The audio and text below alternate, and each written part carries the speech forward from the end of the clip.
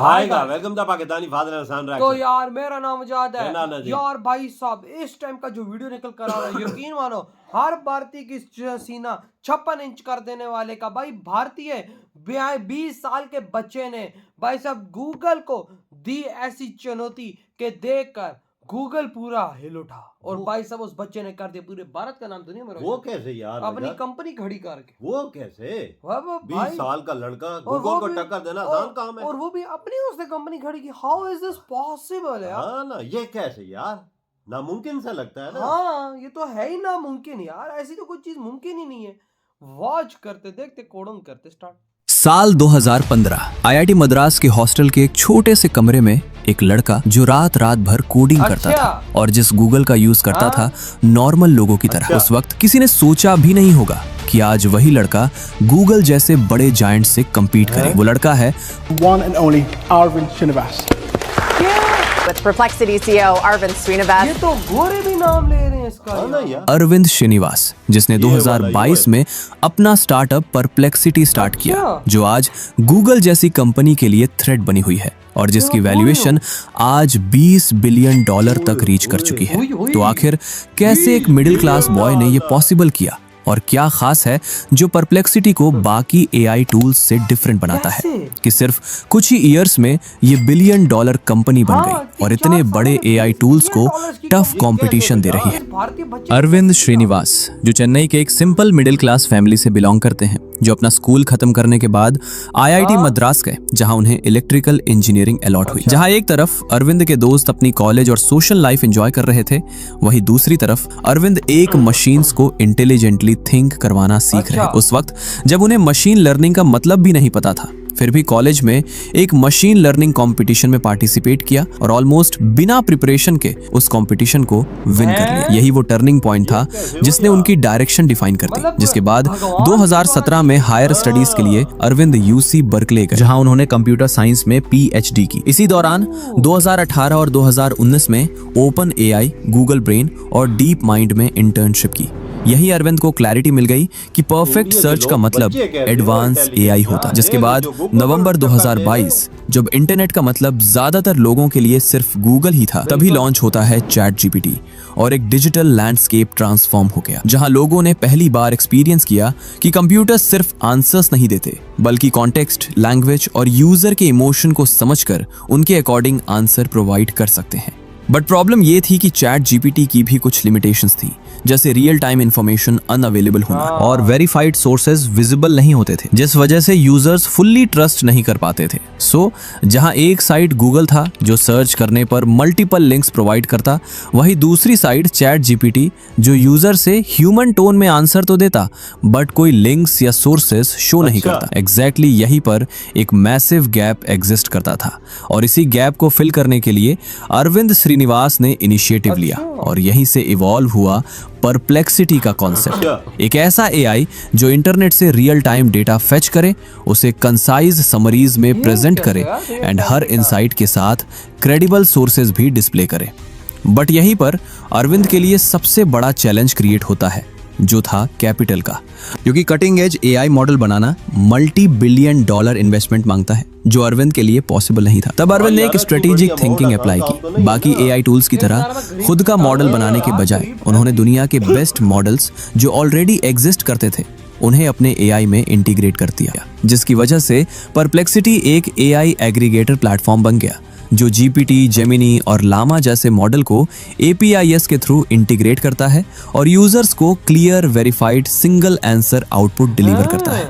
और इस अप्रोच से ना मैसिव इंफ्रास्ट्रक्चर कॉस्ट आई और ना किसी एक मॉडल पर डिपेंडेंसी रही। एंड सबसे बेस्ट चीज, अगर फ्यूचर में किसी मॉडल पर कोई लीगल केस या क्लेम होता भी है तो परप्लेक्सिटी उसे रिप्लेस करके उसकी जगह न्यू मॉडल लगा सकता है। सो अरविंद ने अपना एआई रेडी कर लिया, बट अब बारी थी उसे लॉन्च करने की। ये उनकी लाइफ का पहला स्टार्टअप था और वो भी उस फील्ड में जहां पहले से ही गूगल और ओपन एआई जैसे बड़े जायंट्स मौजूद थे। जिसके बाद 7 दिसंबर 2022 अरविंद ने 3 को फाउंडर्स के साथ मिलकर परप्लेक्सिटी लॉन्च की। पर अरविंद ने जो एक्सपेक्ट नहीं किया था वो हुआ। लॉन्च के बाद परप्लेक्सिटी पर 3000 क्वेरीज पर डे आने लगी, जो कुछ ही मंथ्स में 1000 से मिलियंस में बदल गई। सिर्फ एक साल के अंदर कंपनी ने 1000x ग्रोथ अचीव की और परप्लेक्सिटी की ग्रोथ बस यही नहीं रुकी। इस रैपिड ग्रोथ और सक्सेस को देखते हुए world biggest chip maker company Nvidia and Amazon founder Jeff Bezos और सॉफ्टबैंक जैसे टॉप टीयर इन्वेस्टर्स भी जुड़ गए, जिसके बाद 2025 तक परप्लेक्सिटी की वैल्यूएशन $20 बिलियन तक पहुंच गई और आज परप्लेक्सिटी पर 30 मिलियन से ज्यादा सर्चेस डेली होते हैं, जो इसे दुनिया के फास्टेस्ट ग्रोइंग एआई स्टार्टअप्स में से एक बनाता है। एंड अब क्वेश्चन ये है कि गूगल या ओपन एआई जो इतने बड़े जायंट्स हैं, वे खुद ऐसा प्रोडक्ट डायरेक्टली क्यों नहीं बनाते? सो इसका आंसर उनके बिजनेस मॉडल में छुपा है। गूगल, जिसका प्राइमरी रेवेन्यू एड्स से आता है, अगर वो परप्लेक्सिटी स्टाइल आंसर इंजन बना देता तो यूजर्स लिंक्स पर क्लिक ही नहीं करेंगे, जिससे एड इंप्रेशंस गिर जाएंगे। और दूसरी तरफ ओपन एआई और माइक्रोसॉफ्ट अपनी LLM APIs सेल करके बिलियंस जनरेट करते हैं, और अगर वे एक न्यूट्रल एआई इंटरफेस लॉन्च करते तो वे अपने ही कस्टमर्स के साथ compete करते दिखेंगे। आज अरविंद श्रीनिवास का विजन बिल्कुल क्लियर है, फ्यूचर सर्च का नहीं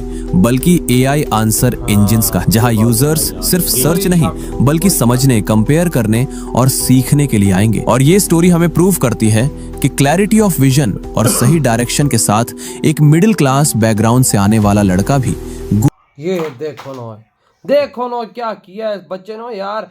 20-22 साल के बच्चे ने एक ऐसा सिस्टम बना दिया जो आज तकरीबन $20 बिलियन देख ले कंपनी बन चुकी है। और ये पिछले साल का आंकड़ा बताया गया है, जो इस साल इसकी ग्रोथ हो रही है, जो वो अलग, यानी भाई साहब मुझे लगता है कि $25 बिलियन पे पहुंच चुकी है। बिल्कुल बिल्कुल। जिस तरह इसकी ग्रोथ 100x की ग्रोथ से आगे बढ़ रही है, और भाई साहब गूगल जैसे भाई साहब उसको टक्कर दे दी यार। एआई के अंदर आखिर भारतीय कर क्या रहे हैं? इलेक्ट्रिकल इंजीनियर में बंदे ने ज्वाइन किया, लेकिन इसका इंटरेस्ट था एआई की तरफ, और भाई साहब बिना तैयारी के कंपटीशन क्या किया है इसने। ओ यार इतनी बड़ी कंपनी खड़ी करना था। और यार 4 सालों के अंदर 22 में इसका स्टार्टअप शुरू किया, 23, 24, 25, 26 4 साल हो गए, 20 से $25 बिलियन की कंपनी खड़ी कर दी। और कैसे यार? वो भी अकेले यार, वो भी एक गरीब खानदान के अंदर, मिडिल क्लास का था, मिडिल क्लास का पैदा होकर यार। तभी तो आज दुनिया में भारतीयों को चुटकी बजाओ तो भाई साहब वो अपनी कंपनियों में रखते हैं। इसी वजह से आज मुझे पता लगा कि भारतीय अगर जिस कंपनी में हो तो उस कंपनी को दबाना मुश्किल ही नहीं, नामुमकिन है। तो अगले ने सीईओ गूगल का सुंदर पिचाई को क्यों चुना हुआ? गूगल छोड़ो और दुनिया की 20 बड़ी कंपनियों को चुक लो। क्यों रखा हुआ है भारतीयों को? क्यों रखा हुआ है? सबसे बड़ी 20 कंपनियों की सीईओ कौन है? निकालो लिस्ट।